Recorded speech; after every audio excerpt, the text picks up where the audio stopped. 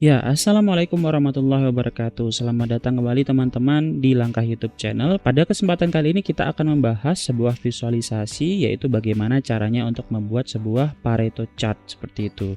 Nah, Pareto chart sendiri itu merupakan sebuah visualisasi yang kita dapatkan dari konsep ataupun Pareto Principle seperti itu.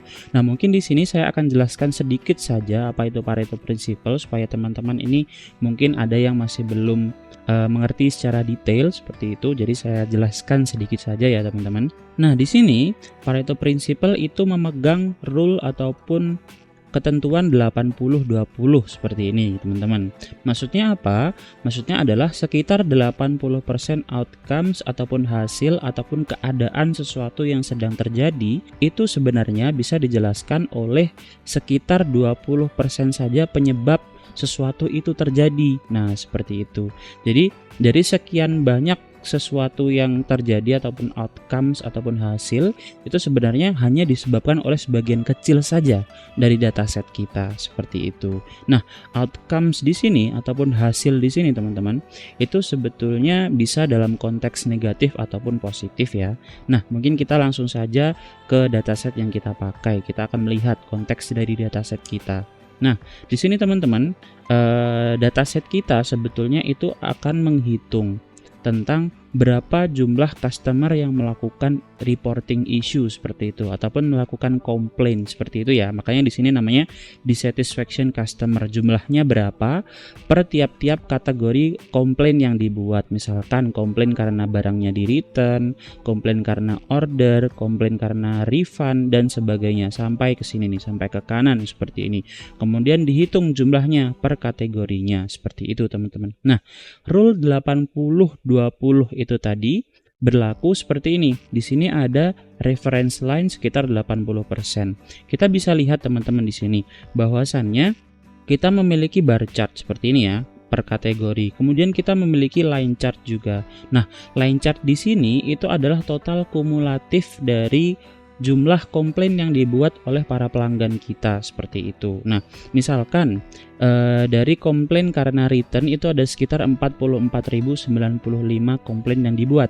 Nah, 44.095 itu sebetulnya kalau dijadikan persen itu berapa banyak sih secara keseluruhan? Oh, ternyata ketika kita jadikan persen ternyata 51% dari total komplain yang dibuat secara keseluruhan. Jadi intinya komplain karena return saja itu sudah mencakup sekitar 51% dari keseluruhan komplain yang dibuat. Kemudian dia akan menghitung lagi ke sini kan namanya total kumulatif ya. Berarti dia akan menjumlahkan, mensum, running sum seperti itu. Nah, berarti kalau kita seret ke kanan seperti ini berarti permasalahan karena return dan juga ditambah dengan permasalahan karena order komplain yang dibuat itu adalah totalnya 78% dari data secara keseluruhan seperti itu.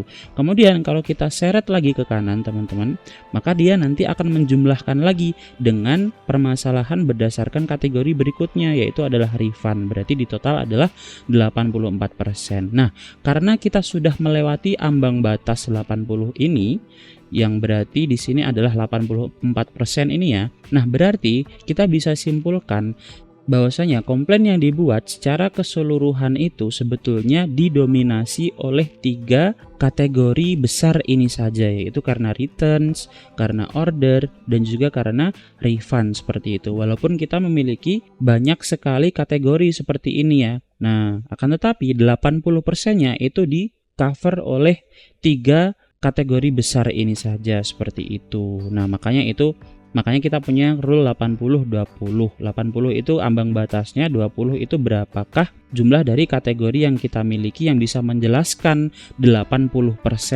data secara keseluruhan itu tadi seperti itu. Nah, kemudian fungsinya apa sih teman-teman? Kenapa kok kita perlu yang namanya Pareto Analysis? Nah, tentunya ketika kita sudah memiliki Pareto Analysis seperti ini, kita bisa melakukan yang namanya prioritisasi seperti itu. Kita bisa memprioritaskan mana-mana saja komplain yang dibuat oleh para pelanggan yang perlu kita selesaikan terlebih dahulu, yang perlu kita tanggulangi terlebih dahulu.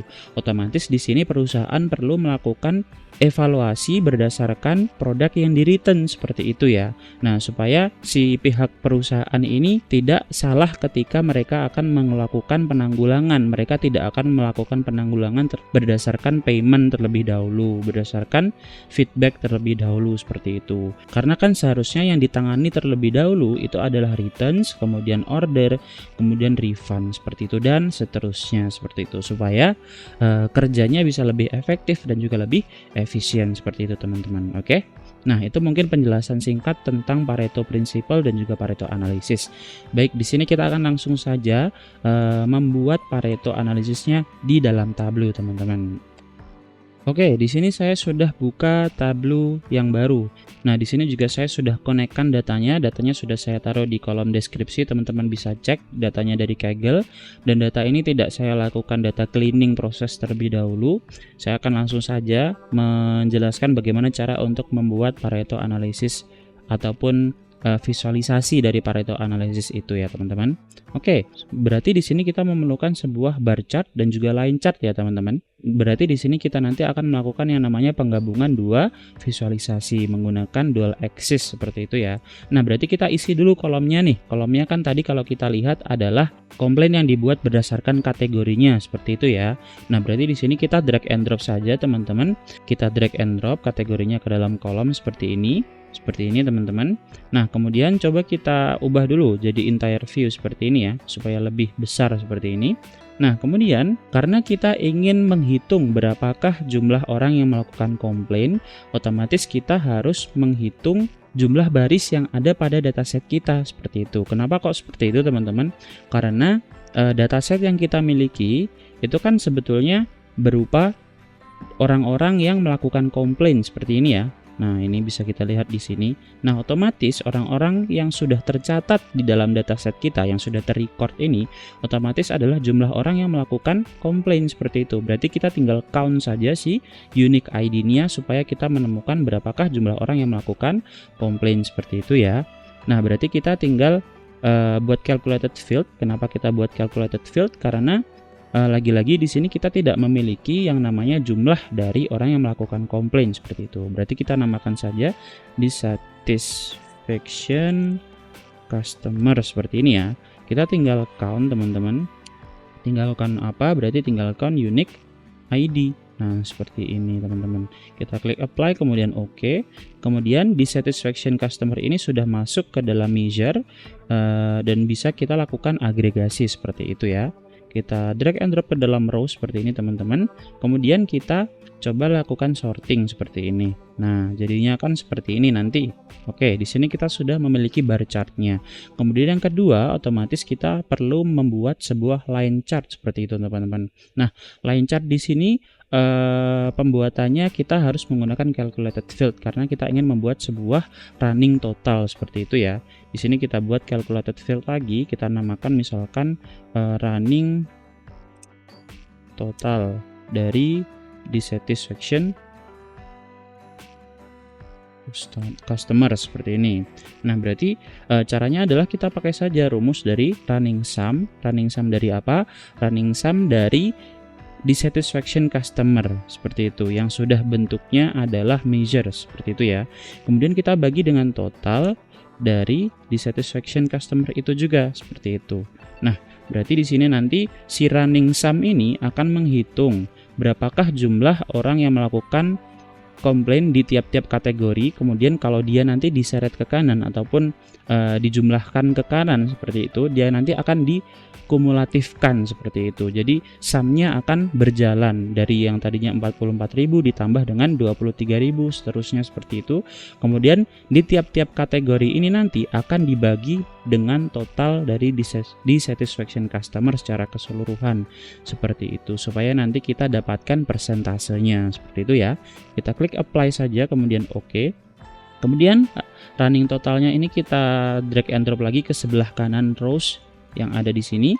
Nah, nanti akan ada dua buah visualisasi di sini. Di dalam marks-nya juga otomatis akan muncul untuk marks yang atas ini dan juga yang bawah ini, berarti yang running total ini. Nah, yang atas ini teman-teman kita langsung ubah saja menjadi bar seperti itu supaya nanti kalau di dual axis kan tidak berubah visualisasinya. Kemudian yang running total kita ubah menjadi line seperti ini. Oke. Nah, jadinya seperti ini. Kemudian kita klik kanan di bagian axis yang ini, klik kanan, kemudian kita klik dual axis seperti ini teman-teman. Nah, jadinya akan menjadi satu buah visualisasi seperti ini. Kemudian di sini kita bisa lihat axisnya masih dalam bentuk desimal. Kita ubah dulu menjadi percentage seperti itu ya. Kita klik kanan, kita edit axisnya. Kemudian kita klik custom di sini teman-teman. Nah, kita pilih fix start dan juga fix end. Fix startnya adalah 0, fix end-nya adalah 1 karena kita kan pengen range-nya dari 0 sampai 100% seperti itu ya. Nah, kemudian running total dissatisfaction customer ini sudah oke kayaknya ini namanya. Nanti mungkin kalau namanya pengen teman-teman ubah bisa diubah di sini ya. Kita silang saja teman-teman. Nah, seperti ini. Nah, kemudian ini range-nya sudah menjadi 0 sampai 1 seperti ini. Nah, ini masih desimal juga. Kita klik kanan kemudian kita pergi ke format. Numbers ini kita ganti percentage teman-teman. Seperti ini. Kemudian desimalnya saya hilangkan saja. Seperti ini. Sehingga nanti running totalnya akan menjadi percentage seperti ini teman-teman. Oke. Nah, jadinya lainnya kalau kita hover nanti bentuknya adalah persentase seperti ini ya. Nah, kemudian yang terakhir, yang paling terakhir berarti kita ingin tambahkan yang namanya reference line. Nah, ini kita klik kanan di bagian sini, axis yang sebelah kanan, klik kanan, add reference line, kemudian kita klik entire table seperti ini teman-teman. Kemudian yang tadinya average value-nya kita ganti ke konstan karena kita ingin mendefinisikan secara manual berapa reference line yang kita inginkan. Kita pakai 0,8 alias 80% seperti itu ya. Nah, kemudian line-nya ini kita ganti ke garis-garis. Ini preferensi saja, terserah teman-teman. Nanti pilih yang mana. Kalau ingin diberikan warna pun juga boleh seperti ini. Misalkan biar kelihatan yang paling mencolok apa ya? Mungkin orange juga lah seperti ini ya. Nah, gini. Nanti akan muncul di sini reference line-nya seperti ini. Oke. Kemudian kita klik kanan lagi, kita pergi ke format karena bentuknya masih desimal ya lagi-lagi teman-teman. Kita ubah numbers-nya ini menjadi percentage seperti ini. Nah, kemudian desimalnya kita jadikan 0 saja seperti itu. Nah, berarti di sini kita sudah dapatkan sebuah visualisasi dalam bentuk Pareto analisis ataupun Pareto chart untuk mengetahui mana saja kategori komplain yang paling banyak atau paling dominan dibuat oleh para customer kita seperti itu. Sehingga kita bisa simpulkan bahwasanya kan ini yang melewati angka 80%, yang dekat-dekat angka 80% itu berarti kan jumlah komplain yang dibuat berdasarkan kategori return, order, dan juga refund seperti itu sebanyak 84%. Nah, berarti nanti kesimpulannya adalah komplain yang paling banyak dibuat sekitar 84% itu datang dari returns, order, dan juga refund, sehingga perusahaan nanti bisa lebih mencoba untuk mengetahui penyebab dari returns itu sendiri, komplainnya karena apa, dari order karena apa, dari refund karena apa, dan bisa mencoba untuk mengembangkan strategi preventifnya seperti itu. Oke. Nah, jadi mungkin itu saja teman-teman pada kesempatan video kali ini. Terima kasih teman-teman yang sudah menonton videonya sampai selesai. Kita akan belajar lagi membuat visualisasi yang lainnya pada video berikutnya.